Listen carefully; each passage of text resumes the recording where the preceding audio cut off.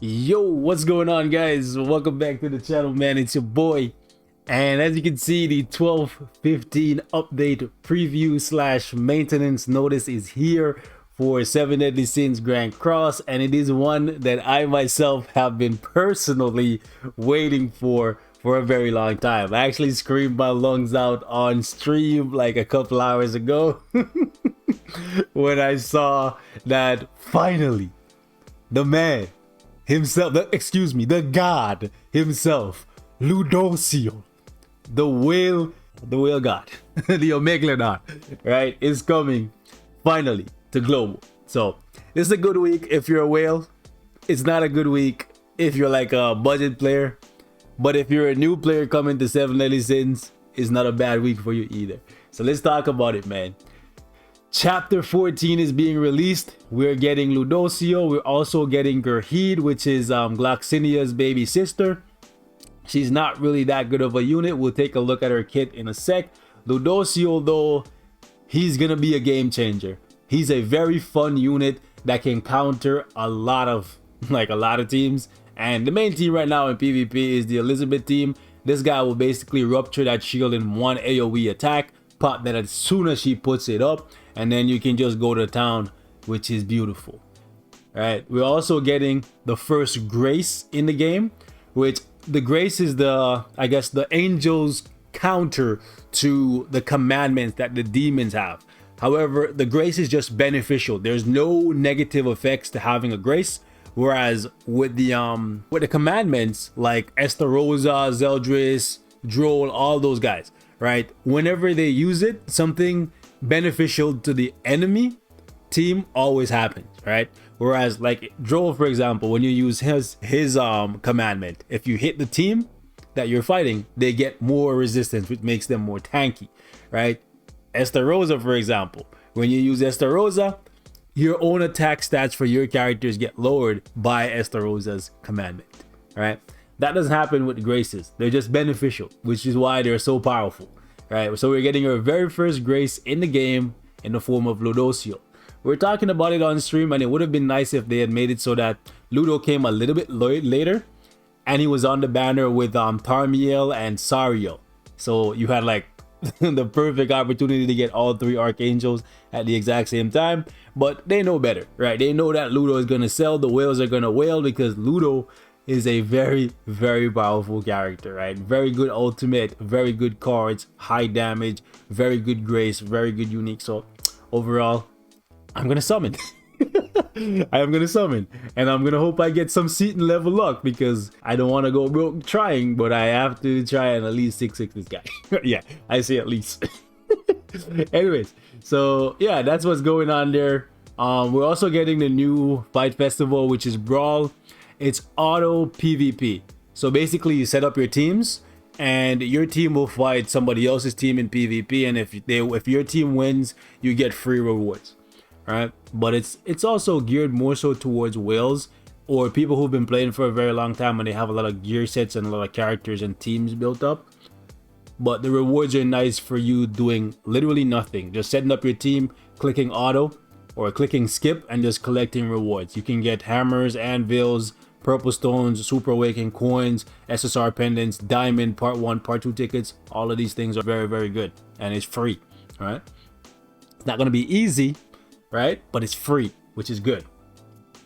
Additionally, this is what I said, if you're a new player coming to the game, this is actually a really good time to be coming, because there's going to be a banner coming back by popular demand. It's a bait banner, but it's a good banner nonetheless.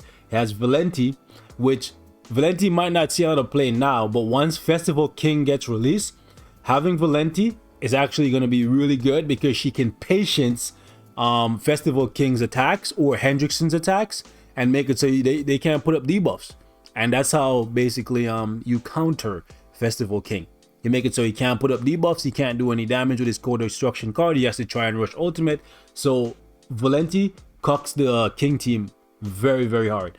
So very good unit. Lilia, you know, with Demon Meliodas, she just makes him snap, right? And she has the gauge removal and the healing. Escanor is Escanor. He's not the one Escanor, but he's still plenty good. And then they put Darieri and Estarossa in here for some extra spice. Yuri, hardest hitting ultimate in the game with Amplify, right? Estarossa, you might not see him a lot right now, but once Tarmiel gets released, which is another one of the Archangels, Estarossa is going to see a lot more play from the back and on the front line. So I can see why they're putting him here, because all of these units, well, maybe Escanor is going to drop off once the one gets released, right? But even right now, Escanor is not being used that much, and this guy is being countered a lot by Liz Shield. But if you have a way to pop the shield on Elizabeth, the Pierce Rate team can never die. It can never get phased out, right? Pierce Rate is just so strong, right? So anyways, moving on. We're getting new costumes for Ludo and Gurheed. Then the brawl thing is being added once you clear episode 152. And then we have the brawl shop where you can get up to 7 diamonds, which is pretty good. The minimum is 3, up to 7 per week, I'm guessing, or per reset, which I'm guessing is per week, or maybe if you win enough matches, you can reset it early. Either way, diamonds are a girl's best friend, but they're mine too, so I'll take that, baby.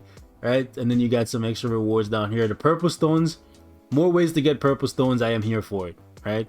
Because I need more UR gear, and you're gonna need UR gear for this game mode, because I don't believe you can swap around gear after you put it on to your units, and I don't believe you can repeat units, right? So this brawl game mode is gonna be interesting when it first comes out for like a week, and then after that nobody's gonna really talk about it again, right? So team registration, must register at least 1 hero in 3 teams. Each daily registration will be free, however the second and third attempts will cost diamonds. So just basically do it once per day, because ain't nobody got no time for no 5 diamond costs. They can get out of here with that, right? Anyways, battles, your teams will fight against other users on auto. You have no control, right? You just basically watch them win or lose. And then if you defeat someone of a higher rank, you rank up. And then you earn brawl coins based on your current ranking at a set period, and then you just use those coins to buy stuff in the shop, right? Let's move down here. So this is the victory box. Hammers and purple stones, I'm here for that. I'm also here for the SSR pendants. You can never have too many of those. Well, you can always have, at some point you will, but the hammers and the purple stones, you will never have enough of those, right? Another really cool thing that's coming to global, which is hella hype for me at least, you can now change your basic stat on your SR and SSR. You should be doing it for SR, right? But your SSR gear, you can now change the base roll for anvils. Now, in my opinion, you should still try your best to get the highest base stat you can on any gear that you're gonna build. But let's say you built gear when you were just starting off the game and you didn't know any better, and you already have it at UR, you can go back and you can re-roll the base stats using anvils now, and that's really good, right? I'm also hoping that in the next month or so they give us the upgrade system that JP just got for gear, where your gear upgrade cannot fail. That is lit, because that's gonna save us a lot of gold. But it's nice to see that we're getting this thing. I believe JP got this like 2 months ago, maybe like a month and a half ago. So we might be waiting another month and a half for the gear upgrade system, but it's still nice to see it. I believe they did say something about the gear gacha coming, gear gacha salvage event coming back, so we'll look at that. What is this? Auto clear ticket improvements. That's cool.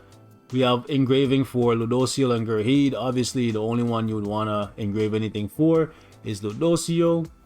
And then we have Joel going to the part 2 ticket and the demon draw things. Okay, that's cool. And then that's pretty much it. Now we'll take a look at Gurheed's abilities and her cards. So she's not the best unit.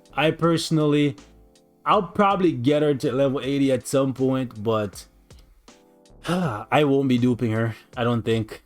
Like, if I get a bunch of her instead of Ludociel, I'll be mad. But we'll see what happens. She can cancel stances, that's cool.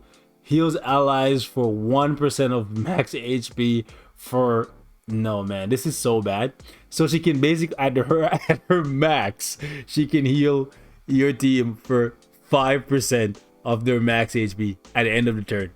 That's trash. That's trash, right? And you have to have her in the front for this to happen. That's so trash. That's so trash, bro. Anyways, and then she has a heal here. Yeah, it's the same card. Yep, same exact card. Okay, let's see what else this Gerheed girl has. What is her ultimate?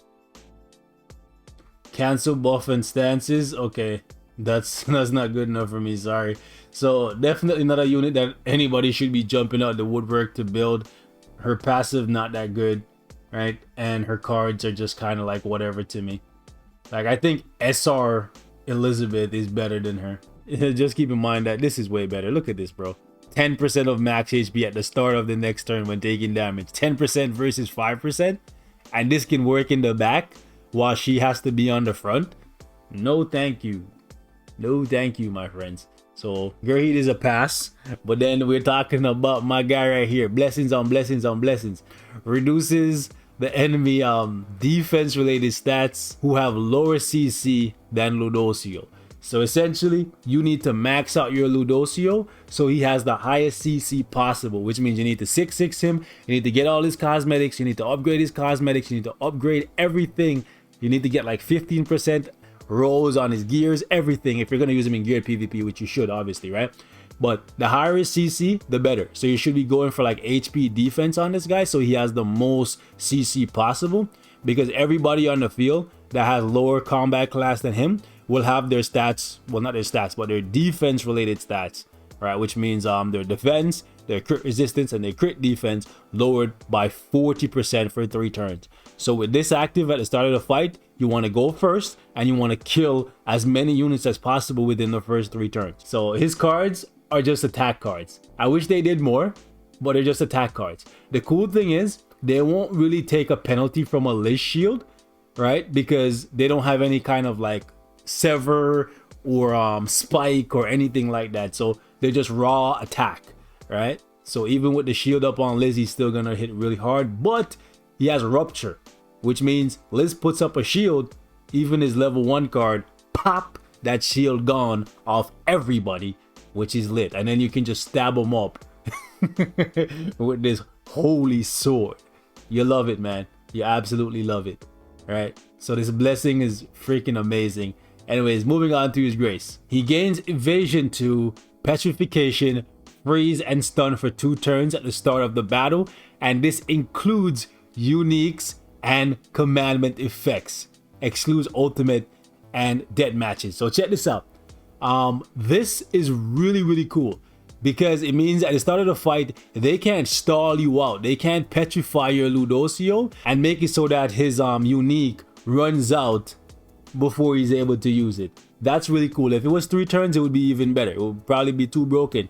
The cool thing about this is though, you can put him as a link, so you don't even have to use him to get this. So let's say you're running your Escanor or what have you, and you just want to go in and you just want to kill people and you don't want to worry about those pesky kings or merlins, red merlins that is freezing you, right? You just put this guy as a link on your Escanor or whoever, and then your Escanor or whoever you put him on as a link, right, as a fate link or whatever, they cannot be petrified, stunned, or frozen for 2 turns. So yeah, that's lit, right?